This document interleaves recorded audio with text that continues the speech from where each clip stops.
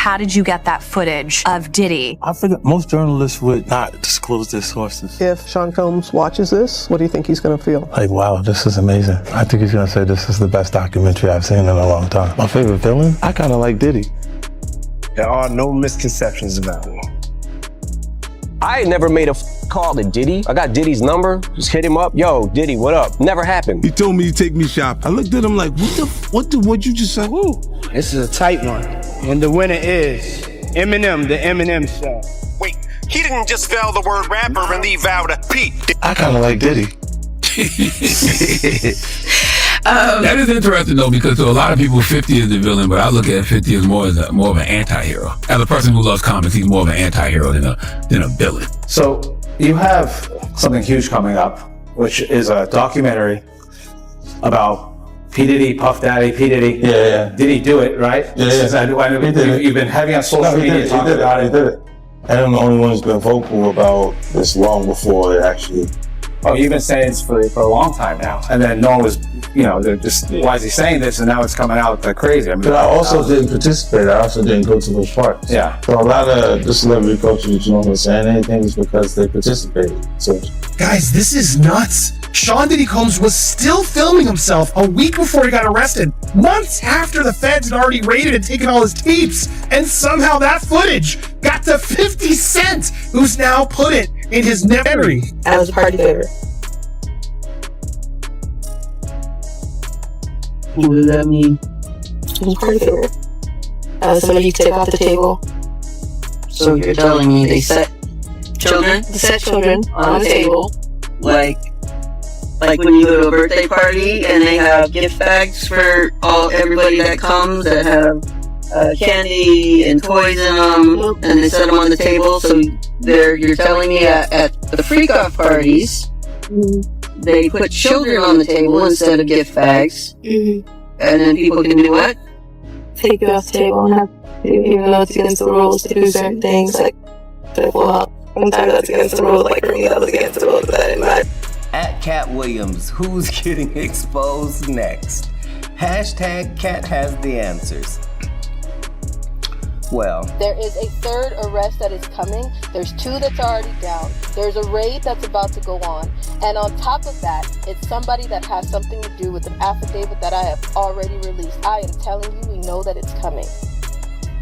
I knew it was coming when I made sure there were sworn and legal affidavits already ready 6 to 8 months ago. I'm telling you right now that they're about to grab them and they're about to announce it. When they announce it, we got a problem. There's ways that this is about to go. I think a lot of you guys are everybody's like, we're ready. We're ready until it's happening. And then everybody's like, well, I wasn't ready. My name is Allison Gardner. Child Protective Services was involved in my trafficking. I never thought that we would see the day where Diddy would get arrested. They're ducking and hiding because everybody knows that there was children there. People built these tunnels. There's a lot of elite celebrities. They go down there for parties underneath the Getty. Denzel Washington, Beyonce Knowles, Ellen DeGeneres. Do you want me to keep you going? I don't want anybody's money. Zell always told me we'd be at the parties. He said, you leave 30 minutes for the devil to get there. I'm telling you right now that something is really wrong. Really wrong. For years, audiences had been waiting for a project like this, while others hoped it would never reach the public. The documentary Sean Combs, The Reckoning, executive produced by Curtis Jackson, widely known as 50 Cent, brings together years of accounts, interviews, and public records to present a side of Diddy that many viewers had never seen explored on such a major platform. Its release came at a highly sensitive moment, with Diddy already facing intense public attention surrounding multiple civil lawsuits and a federal criminal case. While he has denied the allegations against him, the documentary triggered another wave of public debate, not simply because of the claims discussed, but because numerous people who had remained quiet for years chose to speak publicly. Among the most discussed sections are accounts from former insiders and witnesses involving young women who were allegedly manipulated, pressured, or placed in deeply troubling circumstances. These remain allegations, not established facts, and the documentary acknowledges that related investigations and legal proceedings are ongoing. Nevertheless, the testimonies created a powerful reaction among viewers and pushed the long-running tension between 50 Cent and Diddy into an even brighter spotlight. Diddy has argued that the project was designed to damage his reputation, while Netflix maintains that the documentary was produced through proper legal processes. 50 Cent, meanwhile, has continued to frame the project as an effort to expose information and bring hidden stories into the public conversation. Netflix and 50 Cent just pulled the curtain back on one of the most disgusting and powerful men in entertainment, Diddy, and what they reveal is darker than anything I think any of us imagined. Secret hotel room footage, a $200 million money move, new witnesses, and allegations that will change how you think of Diddy forever. This is The Reckoning on Netflix. We're talking about it today. Welcome, everybody. I'm Tom Zender. This is Tom Zender Scandal. You're watching 1 Degree of Scandalous. I'm the co-host along with the one and only Kato, K-Train, Kaylin. Kayla, I want to get into this right away. You and I both watched this thing, as did millions and millions and millions of people. I got to tell you, I couldn't wait for it to end. It made me sick.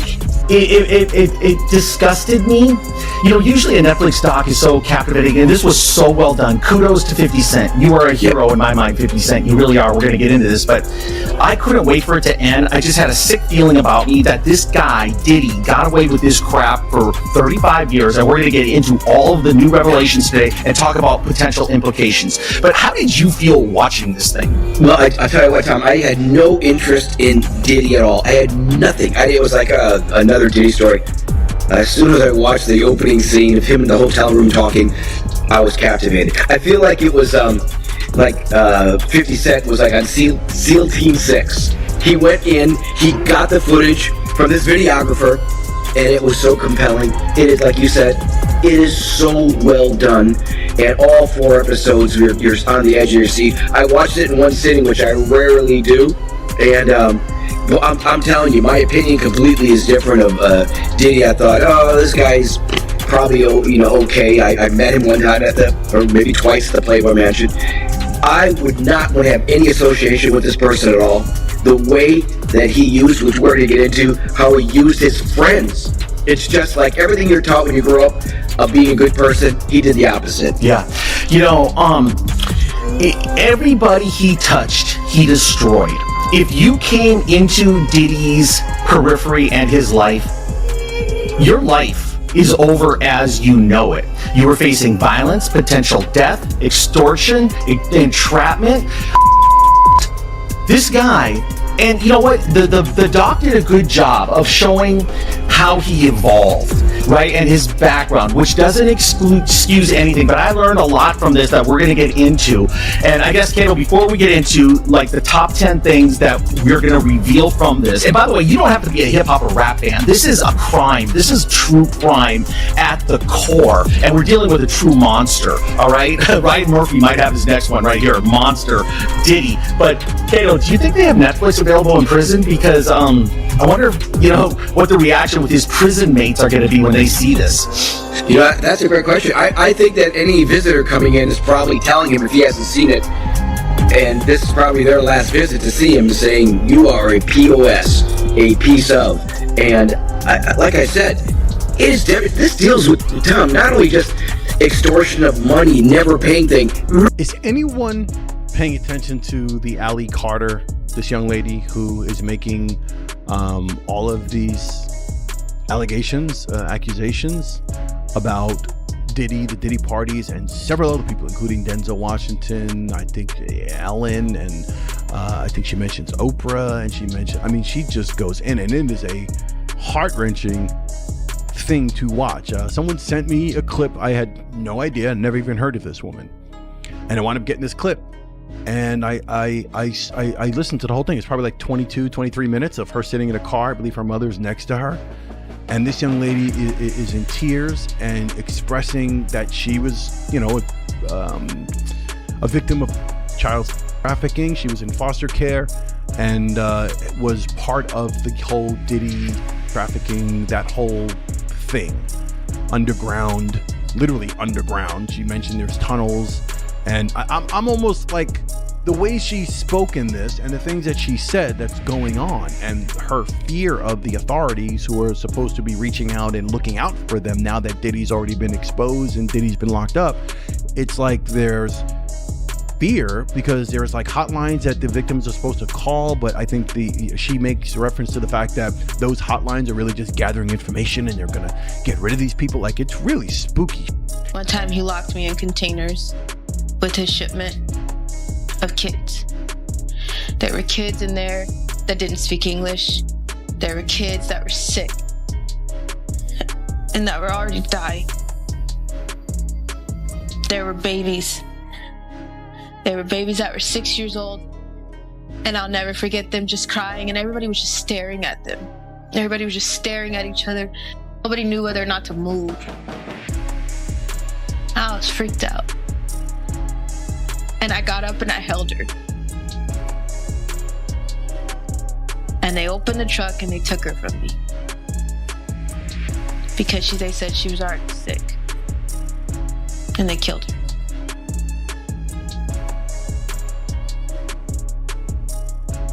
Her name was Bailey.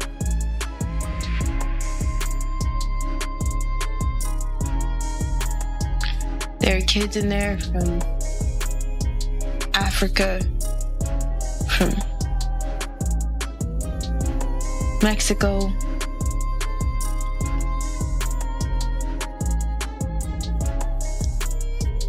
We got to this spot right over the border.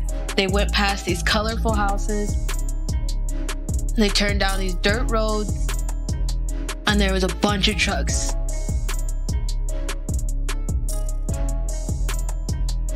And they divvied everybody out like retail.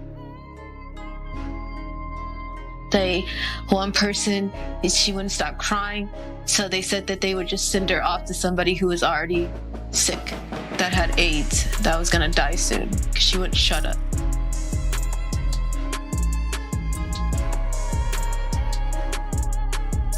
My pimp smiled at me that whole time because I had straightened up my attitude. I begged for him to take me back.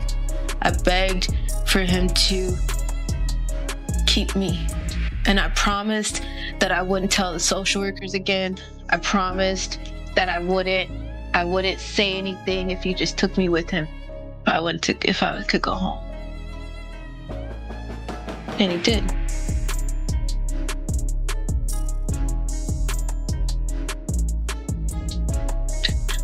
Me still being stupid, I tried to tell my social workers. I tried to tell them my boyfriend is 27 years old. He takes me to elite parties. He takes me to these things that I don't want to go to. And can you please help me? And they just documented him as a boyfriend.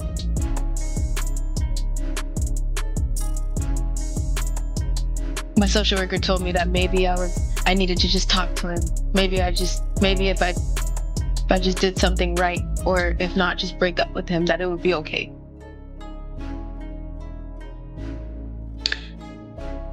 Eventually, after going to Elite in Simi Valley, California,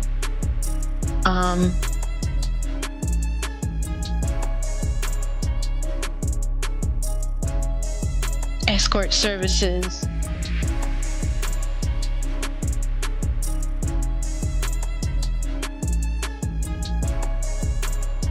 we got married.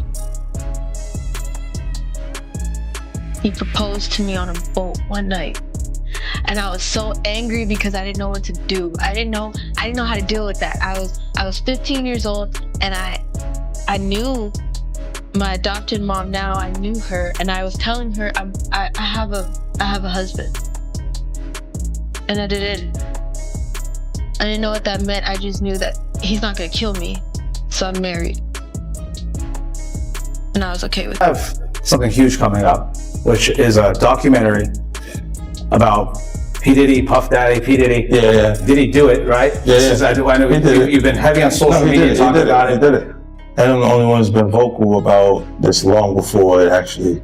Oh, you've been saying this for a long time now. And then no one was, they're just, why is he saying this? And now it's coming out like crazy. I mean, but I also didn't participate. I also didn't go to those parties. Yeah. So a lot of the celebrity culture that you don't hear saying anything is because they participated, so to speak.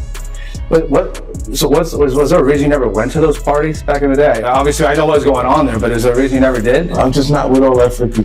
Like all of the stuff that he's doing, I'm not into that type of stuff. I'm just a little more, maybe you could say basic or normal. You come to the 90s and Keefe D said they paid him to kill Tupac. Yeah. So like with the craziest accusations, you had TMZ created a docuseries that went to Tubi, but the series is saying the downfall of Diddy. You're one of the first persons in entertainment to really call out people and kind of have that authority in that, to be able to call people out. I mean, which is pretty amazing. You're kind of, in some ways, draining the swamp of Hollywood. Yeah, I don't have a support system. I don't have a support system of peer group of artists that I require to do what I'm doing. I've had to be on my own from the beginning. So I don't necessarily have a responsibility to behave a certain way, according to them. You know, and if I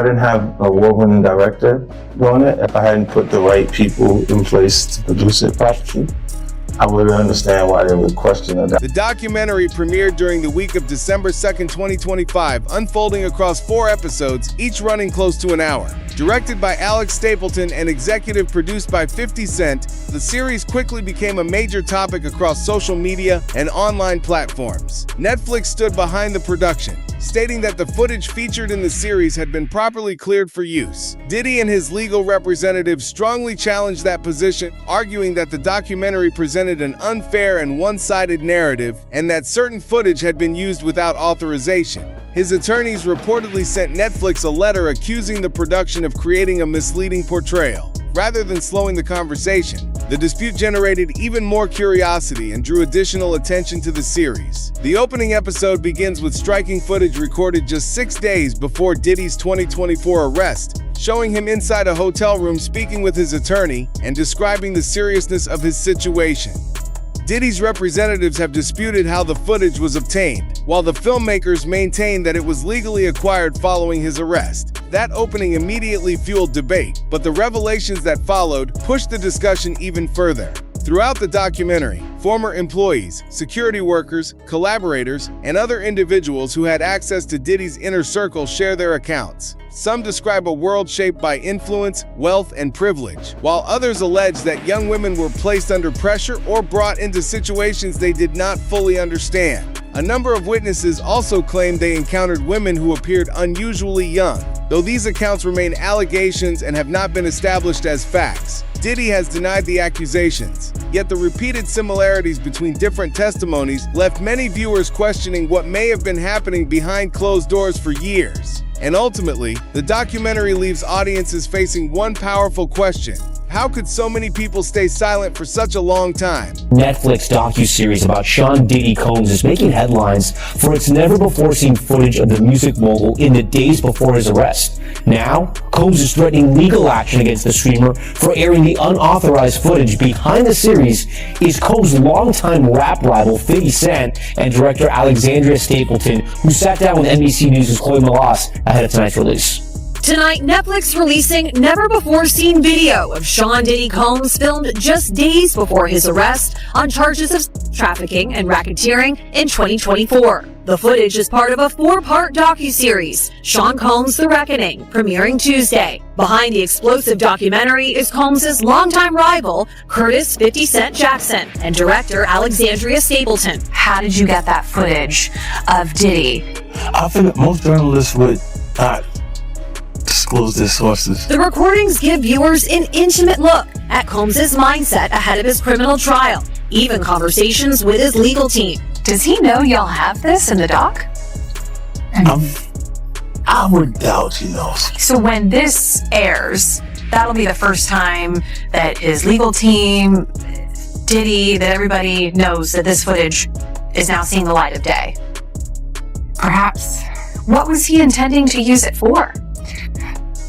I have no idea. I mean, you know, you're talking about a man who films himself doing everything and has for decades. I think he wanted someone to be behind the scenes with him. Combs' team firing back in a statement to NBC News today, saying the Netflix so-called documentary is a shameful hit piece and that they relied on stolen footage that was never authorized for release. His team sending a cease and desist to Netflix. Netflix referring NBC News to a statement from Stapleton in which she said they lawfully obtained the footage. After a nearly 8-week trial, Combs was acquitted of the more serious charges of trafficking and racketeering and sentenced to 50 months in federal prison for 2 counts of transportation to engage in.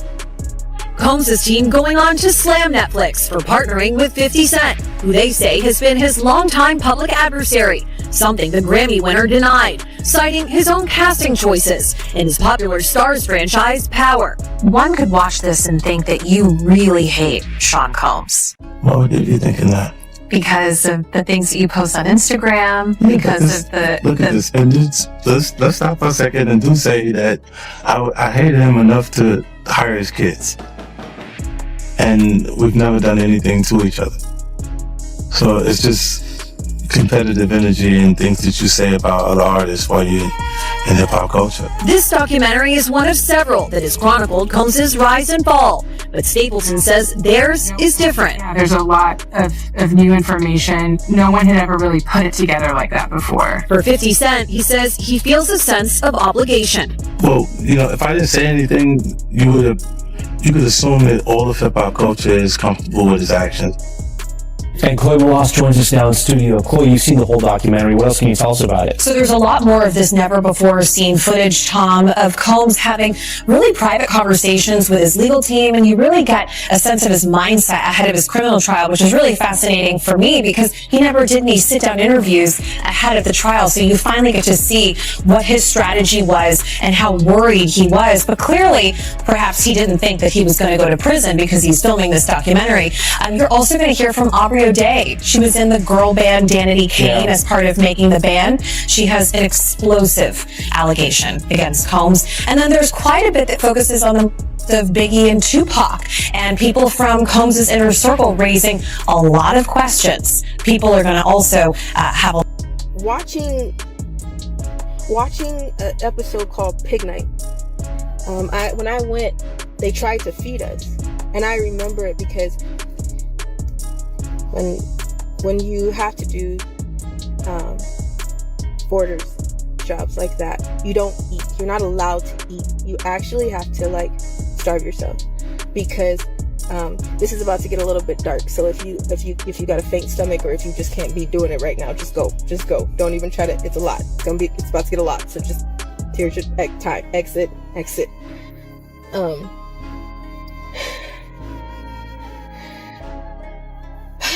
When you have to do those type of things, you can't eat because you will throw up. If you are doing, if you are a guy, you will throw up.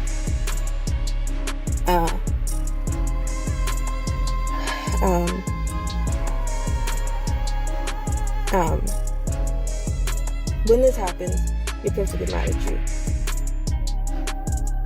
Really mad at you.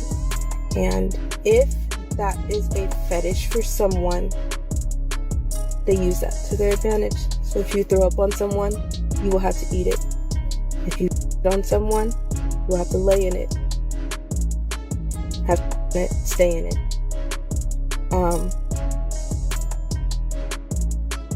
So when they tried to feed us, I already knew not to eat because that's just I'm always told at the end of a job I was really happy if my pimp would give me grapes because that was a big thing of mine. I loved grapes when I was a teenager. I don't really love grapes that much now. They're still alright, but texture issues.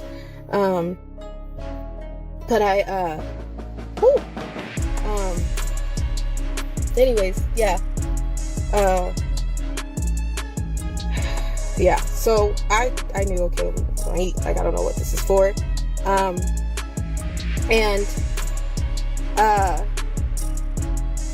was told don't eat the food. Okay, fine. I thought it was because it was a different source of drugs. There's candy dishes in elite parties. There's always a candy dish. And candy dishes When she was always cocaine or ecstasy or weed or random things.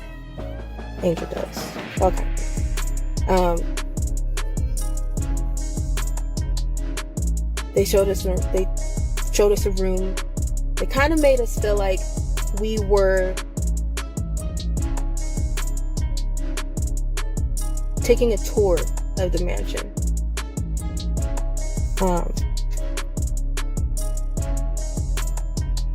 Then they showed us the animals.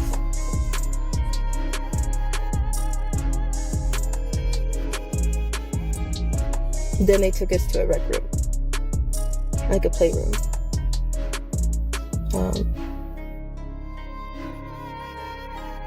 You know, Playboy has I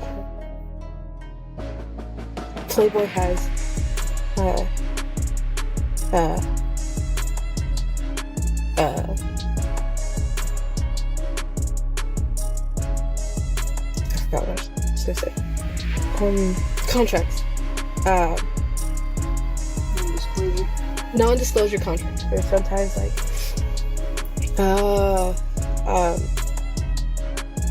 there are celebrities that are a constant visit, and when they're a constant visit, these celebrities have a contract with the Playboy, depending on what location they're at. Either way it goes, but especially when they're a known celebrity, they have contracts. So it kind of keeps them safe. If there's a Playboy bunny that leaves, they're not allowed to tell who they had with, who was there, who was a frequent bunny, who was a member, or frequent John, who was a member. You're not allowed to. Technically, when you work at the Playboy, when you work there, when you are on an intake and you work and you have a room at the Playboy, it is treated as if you have a contract, and you can't talk about those things.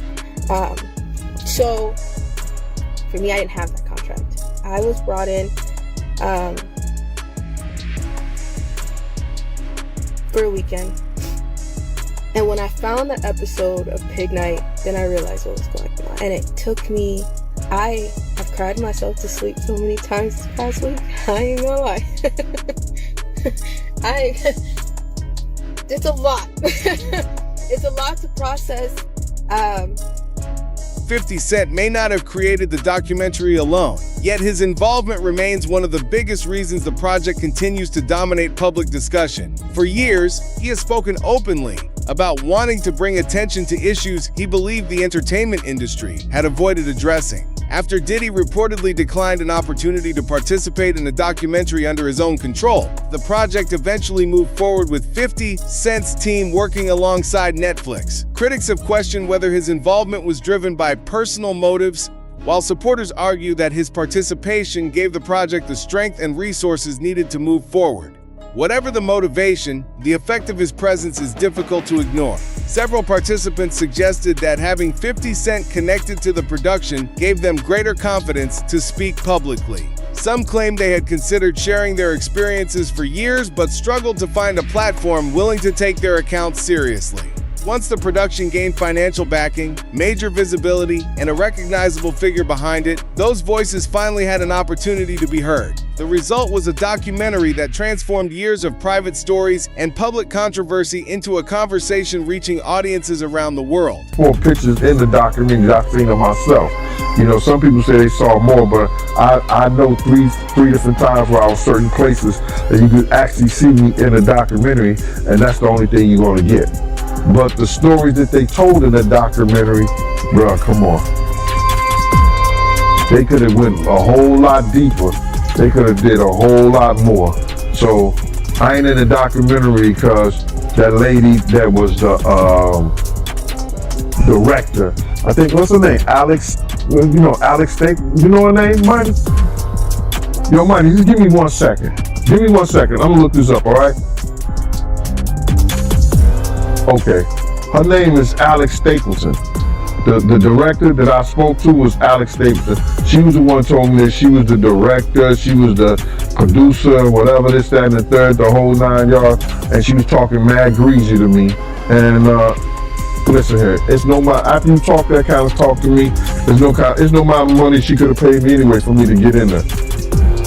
You know, my story is more too valuable, you know, getting in depth with this whole stuff, and it would have helped that documentary a whole lot. Because in actuality, they used all the stuff that I told them and did it the way that I was saying do it. Tim Dog started off with the childhood with Puff and the whole 9 yards. Kirk Burrows do the business part, but they was trying to put people in there like Mark Curry and other people to talk about the streets or what was going on, you know, a certain thing. But Mark could only say so much, you know what I'm saying, because he was an artist. You know, so he wasn't with Puff like I was with him during that time when we was running back and forth here and there and the whole 9 yards. So, you know, Miss Alex Stapleton is the one reason why I'm not in the documentary, but it's all right with me. I've been in a lot of documentaries. I did The Shine, I did the A&E, I did the Discovery Channel, I did the Fox. You know, I've been in a whole lot of different documentaries. And I'm always on the art of dialogue. So the people been getting most of the information from here anyway. Yeah, man, you always on here, man. Always gotta bring you on. So with that being said, man, I want to get right into the documentary, man. How you feel about the documentary, man? The behind the scenes footage, they got a Diddy leading up to him getting arrested, and how you feel about all that, man? Well, what I feel about the documentary, they left a whole lot of key things out. If they was going to do something and they're going to say in the reckoning of Sean Combs, the reckoning, or Diddy, the reckoning and stuff like that, it should have been a lot of people that we lost because of him. You know what I'm saying? It wasn't only Big, it wasn't only Tupac, you understand? For the atmosphere that he put those kids in, you got a guy named Anthony Wolf Jones, who was from Bad Boy, from its conception, is doing security and being one of the financiers of Puff having to have some money to keep Big and Craig Mack around before he got Carter told us about Diddy. Aaliyah Carter has spoke out so much throughout the years and told us exactly how all of this is connected. The very first time she spoke out, she spoke about there being underground tunnels where she was moved through. And there have been a lot of rumors about Diddy allegedly having these underground tunnels that run to the Playboy Mansion. And the Playboy Mansion does have underground tunnels. Here is the blueprint of the Playboy Mansion that they made showing the underground tunnels underneath the mansion.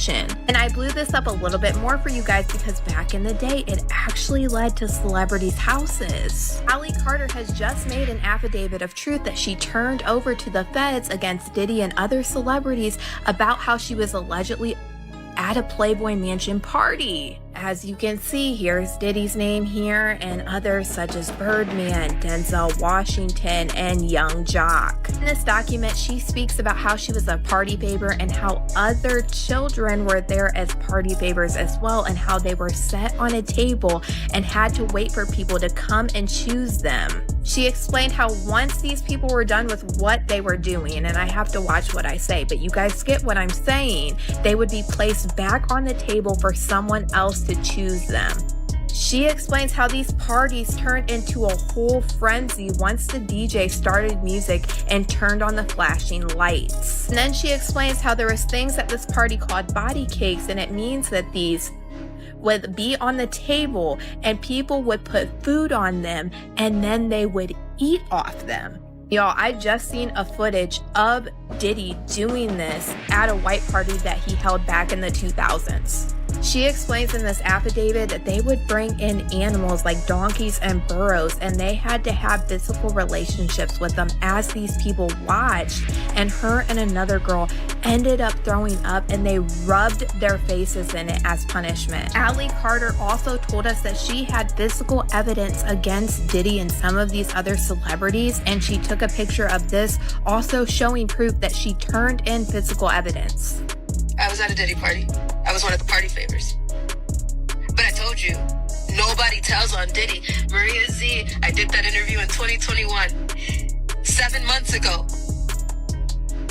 We made sure, I already knew, that Diddy and Oprah is about to get arrested. I already knew that 7-8 months ago. We went and made sure there were sworn documents. We have them. When we went to Colorado for the A to Z event, we had a lot of legal evidence that we made sure we already had because we knew a list of people were about to get got. You can't run for that long. I'm just shocked we're finally seeing the day. Do you understand that their music is their diary? All these rappers, they're telling you what they did. The music, it's telling you what they did. The comedy and the art is a reflection of life. I got a reflection of life for you. Let's be clear. You federal prosecutors, you have video surveillance from Diddy's house from 2008. Look in that 2008-2010 span, you'll find her video there. You want to send it over? She'll say, yeah, that's me. Aaliyah Carter also made a video just recently speaking a little bit about the Diddy party. So I'm about to roll y'all this clip and you guys let me know what you guys think about all this in the comments. Diddy parties. Those are parties. And I was one of the kids that was one of the party favors. And a party favors means that you're set on top of a table and you're used as a toy for anybody who comes across the table or who wants to party at a certain time of night when the music stops and then the DJ starts flashing all these lights and they close the doors and then everybody turns into like a frenzy and starts going into a crazed animal-like demonic state and you have no idea what's going on. And yes, there was a time where I was just like completely don't give a shit because it happened, and I was the type of kid that thought that, you know, you're in the presence of royalty and they make it seem like you're in the presence of Hollywood, so you should be honored and you should be appreciating that you're there. And I was that person. I totally acted like that. I was like, oh, it's fine, you know, it really. 50 Cent appears only briefly on camera. His influence can be felt across the entire documentary. He helped connect the production with important interview subjects, supported the project with resources, and gave the filmmakers room to investigate stories that had rarely been explored publicly. One of the most intense sections arrives in episode 3, where several accounts focus on young women who were allegedly drawn into situations through promises involving career opportunities, travel, or financial assistance. Their identities are kept confidential, allowing them to speak without being publicly exposed. Some describe being invited to events and later feeling unable to leave freely, while others claim they felt pressured to cooperate because they feared consequences for their careers. A few witnesses also recalled encountering girls who appeared unusually young. These remain allegations, not proven facts, but together they raised a difficult question. How much freedom did these individuals actually have? For many viewers, this was the point where the documentary moved beyond controversy and became deeply emotional. Following the release, Diddy's legal team quickly pushed back, describing the series as unfair and heavily one-sided. They argued that the production was influenced by the long-running conflict between Diddy and 50 Cent, and claimed Netflix had been warned about their concerns. Netflix rejected those criticisms, maintaining that the footage had been legally obtained and cleared for use, and that the production was not created to unfairly target Diddy. Netflix continued to stand behind the series, but the biggest confrontation soon moved beyond the documentary itself and exploded across social media. What does that mean? It's party favor. As somebody you can take off the table. So you're telling me they set children on the table, like when you go to a birthday party and they have gift bags for everybody that comes that have candy and toys in them, and they set them on the table. So you're telling me at the freak-off parties, they put children on the table instead of gift bags, and then people can do what? Take you off the table and have to, even though it's against the rules to do certain things, like well, sometimes that's against the rules. Like for me, that was against the rules, but that didn't matter. That did not matter. So they come choose you off the table, do whatever they want with you, and then what happens? Then they put you back on the table. They put you back on the table for somebody else to come choose you? Okay. That's called a party favor effect. It's just one of the little things that go on at the freak-off parties with children. Were there animals there? Mm-hmm. Goats. Did they turn the animals loose on the kids? Yeah.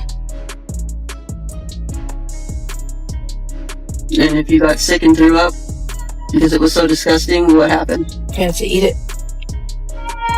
You had to eat your vomit if you threw up. That's satanic ritual. Diddy was at this party? Mm-hmm. Denzel Washington was at this party? Yep. Birdman was at this party? Yes, he was. And Young Jock? Yep. And you're telling me Denzel was there and it was after 1 o'clock when he supposedly left? And beanie socks and a gold chain. So you're telling me Denzel Washington he had a beanie on, socks on, and a gold chain, and that's it. In front of children. Funny. Because he sure portrays himself to be holier than thou. Well, so a lot of them do.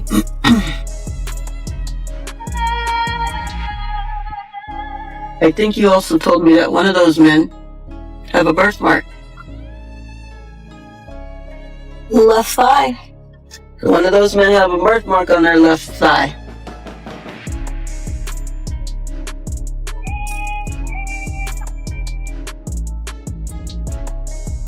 Yep.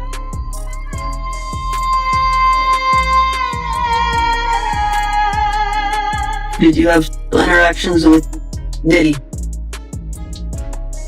Yep. Denzel? And I know we don't tell on Denzel. You might not tell on Denzel, but your mama gonna tell on everybody. I ain't keeping no secrets.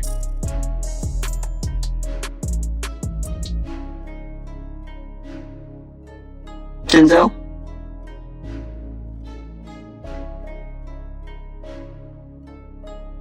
Yep. Birdman? Did Birdman promise you things? So much. Like what he promised Lil Wayne at a young age. Because you know we share the system together. Share a birthday together too. I know a lot of you have seen P. Diddy get Guardian. We were taken to these houses, really nice houses. Before we were told to go to a room, we were in the living room and I was sitting with Akon and my friend was sitting with his friend who's from Dubai. They still didn't do a test or do a sample that they could do. So his friend fisted my friend. He beat her. She fought him and it made things worse. You're not allowed to help. You're not allowed to you're not allowed to flinch. You're not allowed to get angry. So I didn't help her. And I'm really sorry. And she got hurt. She bled a lot. And she got really sick. And I didn't get to see her anymore after that. So I didn't cry. I didn't get mad with Akon.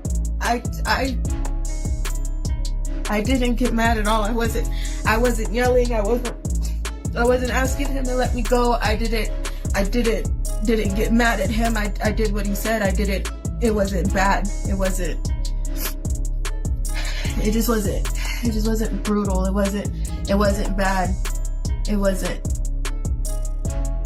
He didn't hurt me, as you know, he didn't hurt me. Everybody knew that Snoop Dogg, not again, mentioned him in December of 2020, but everybody beat the hell out of me. Screw you, that can't be true. What the hell do I know, right? And then recently it just came out again that Snoop Dogg got accused of actually And what did everybody do? Ooh, Snoop Dogg is at the halftime. I'm going to the halftime. But we canceled Dr. Seuss. And Jemima. And nobody mad. Nobody. Super Bowl happened. They were dripping down from the letters. The LVI. I know, but that's fine. It's fine. Let's go to the game. Make some hot wings. It's fine. It'll pass. It'll pass, right? It's a phase. It's just a phase. But oh no. Tell somebody that plastic straws are coming back and throw a fit. Let a convict get arrested. Somebody put a knee on a convict's neck and it's over. The neck of it out. Crickets. Crickets. Nothing. Everything's fine. But I know you guys have seen this picture. There's a picture of a baby. They got a picture of a bunch of kids tagged to a wall. It's actually an option. They're tied to a wall, and they're hanging on the wall.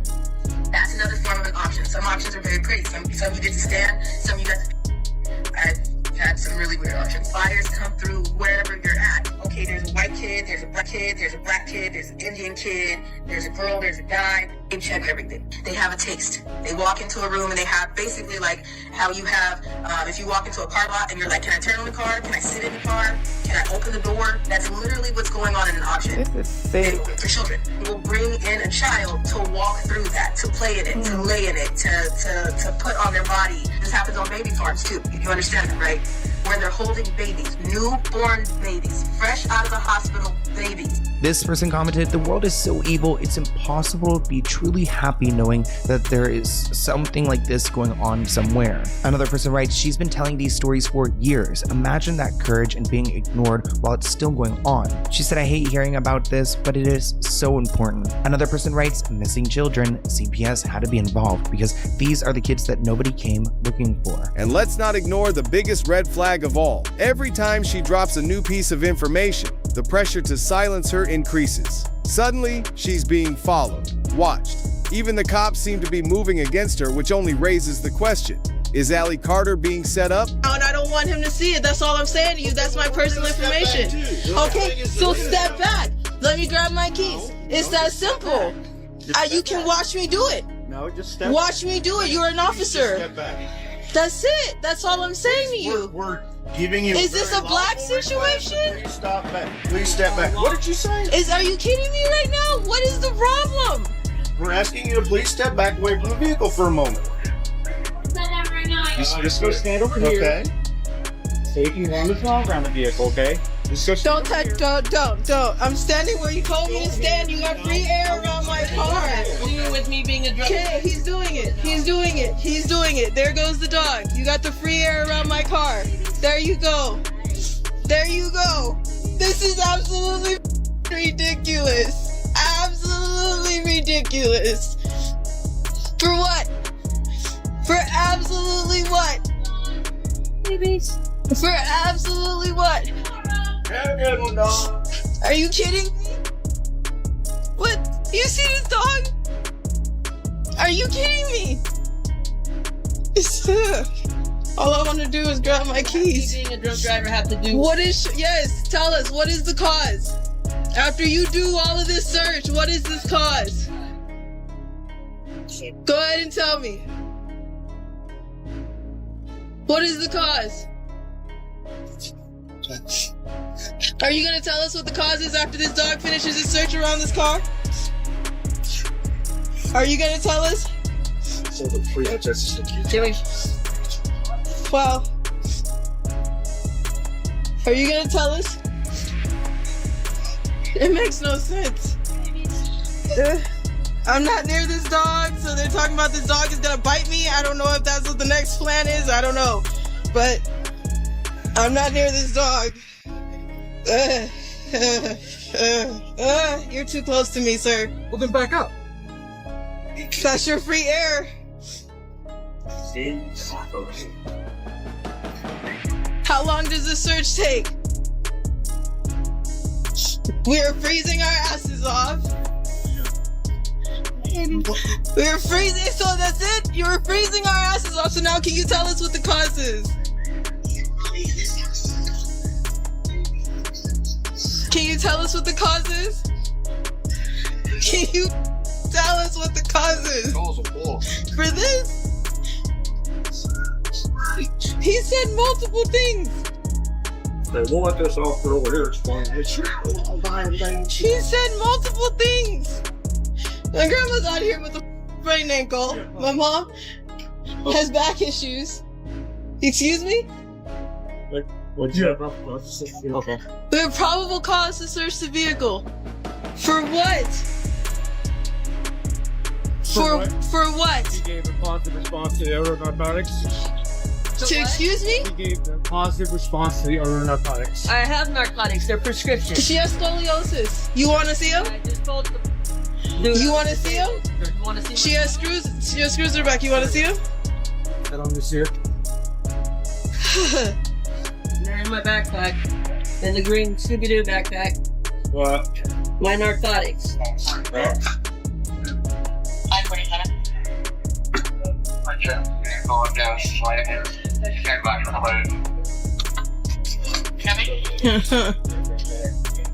You guys see this?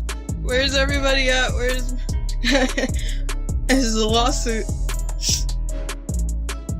Call this lawsuit. Hi. I got a very quick minute, so this one is definitely for those who can't follow along for that long period of time.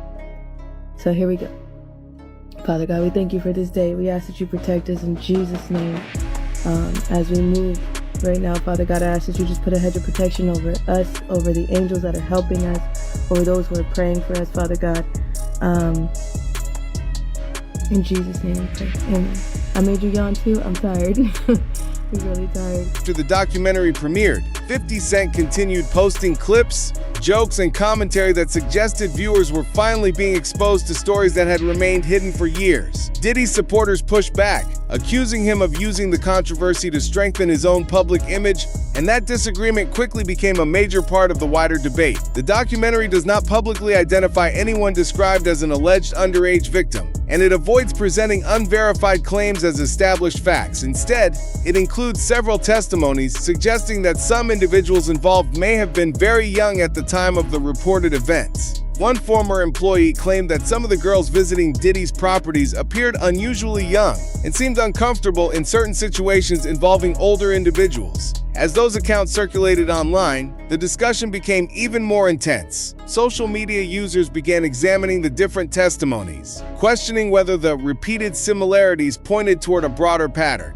Some posts also speculated about Diddy's relationships with other major figures in the entertainment industry, drawing connections between people within his professional and social circle. However, those online theories are opinions and speculation, not verified evidence. The documentary itself leaves viewers with a much more serious issue to consider: whether influence, wealth, and personal connections can create environments where vulnerable people feel unable to speak or push back. These allegations remain unproven, and Diddy has denied the accusations. Still, the combination of multiple accounts, intense public reaction, and unanswered questions ensured that the controversy surrounding the documentary would continue long after its release. I gotta be honest, I'm kind of shocked. You'd think, well, this should all be included, should it not? Listen to me. I'm gonna get off the phone right now, and I am going to let you professionals look at the situation and come back to me with a solution. No matter what, no matter what nobody said. Let's just here and there. Y'all are not working together the right way. We're losing. The footage is.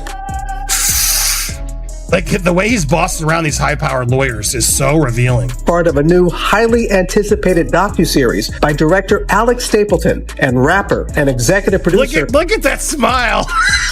Look at that smile. Oh, he's loving this. Jackson, titled Sean Combs, The Reckoning. Was there anything that surprised you when you were watching? I think it was surprising that he actually filmed it. It was very interesting to watch a man who's known for his brand presence. You know, he has a really amazing knack for marketing and all of that, and how he was sort of taking that into account in how he was coming off to the public. We knew that was coming, by the way, because we learned that throughout as he was using his own kids to post birthday messages and etc. Like, this guy wants to control everything. The exclusive video also shows Combs in Harlem greeting fans. He's like, oh yeah, look at all these. This was yeah, what's up? What shake your hands? Yeah, let me take this. He thrives in this. This is yeah, people recognize him. He seems, what up? Like, barely anybody there. He's like, yeah, everybody's here looking at me. He's like the quarterback that can never graduate, it feels like to me. I need some hand sanitizer. Hold on. I got. I've been out in the streets amongst the people. Yeah, I gotta take a bath. I've been in the streets amongst people. I gotta take a bath. He's like horrified. He's disgusted by it. Like the amount of people that actually I'm coming in contact with. Like that's what I have to do. I have to do it. Not like, oh, that was so great, I loved it. I have to do it. You know what I'm saying? Oh. It's like 150 hugs. He's got to take those 150 hugs. Now, that's when she asks, like, 50 Cent, why'd you include this? Like, I need to wash. Like, I'm dirt. That was, it shows you his character. Is that was that the reason for including it? Yeah. I mean, what's the odds that you would do that in front of the camera? Like, that's one of the moments where he forgot he was on tape. I think he does that a lot, surprisingly. I think he just lives his life with cameras. He was filming his most intimate moments, allegedly, with these freak-offs, right? Revealing his true self and the most, aggressive side of himself. He didn't care. I respond to people who say that it's more about the disdain that you have for Sean Combs than it is for giving the victims a platform. What they consider a pre-existing beef, right? For 20 years. Right, it's me being uncomfortable with him suggesting that he takes me shopping, or I looked at it like it was like a tester, like maybe you'll come play with me, type of thing, right? And it's not personal. I think it's important. And she chimes in too, but I want to, just before we hear her pop, he says, what a feud. I put 2 of his kids in my scripted TV shows. I just didn't like, he said, Fruity S to me, and he said Fruity S to me. I don't like that, LOL. And so, yeah, I mean, I think that's part of it. He just said it, I think, very clearly. Look, he was testing me. Are you in? Are you into play? Are you going to play along with me? Can I have some fun with you? I do think, clearly was it. Can you be my Paul? 50 Cent have had a long-standing beef, and 50 Cent was trolling Diddy throughout the entire trial. Those AI memes on his Instagram were crazy work, but this doc also has something else. It has never before seen footage of Diddy right up to the point he was arrested, and we also hear from 2 of the jurors. In July, just a reminder, Diddy was convicted on 2 charges of transportation to engage in, but found not guilty of the more serious charges, that's racketeering with conspiracy and trafficking. He is now serving a 50-month prison sentence and has said he will appeal. In a cease and desist letter sent on Monday, lawyers for Mr. Combs demanded that Netflix withdraw the series, contending the footage had been illicitly provided to the streaming service in violation of contractual agreements. The letter asserted that running the footage would be a copyright violation and that it likely contained privileged communications between Mr. Combs and his legal counsel. Netflix say the footage was legally obtained. Just a warning, this episode contains strong language and content some listeners might find upsetting. If you have been a victim of or you want some support, details of help and support are available at bbc.co.uk/action line. Today, I'm very happy to say that we have Cheyenne Roundtree, Rolling Stone's senior investigative reporter, joining us once again. Welcome back, Cheyenne. Hi, good to see you. It's lovely to have you back. We've had the end of a trial, you got married, there's been a lot going on, but here we are. Something that 50 Cent promised, he's delivered upon. It is a long documentary, 4 hours, 4 parts. The wildest thing to me is the footage of Diddy just days before his arrest, talking to his lawyer, Mark Agnifilo. Listeners will know Mark Agnifilo was lead counsel, and he led the closing arguments, which finished 2 rounds of applause at the trial. In the footage, Diddy's making plans, calling people involved in the case, cases against him, civil cases and the federal case. It really is extremely intimate. Cheyenne, tell us some of the stuff that we see. Where to begin? I think what you kind of take away from this is just like how Diddy's mind works a little bit. You see him strategizing with his attorneys about social media reach and thinking already ahead of before he's even arrested how to reach potential jurors. And he's telling his team like, one unidentified woman recalled an experience from her teenage years, saying she felt pressured to remain at an event after realizing it was very different from what she had originally been told. Another witness described seeing girls wearing clothing that made them appear even younger, while portraying the overall environment as uncomfortable and unsettling. In a separate documentary released years earlier, a singer also shared her recollection of what she believed she observed at a particular gathering.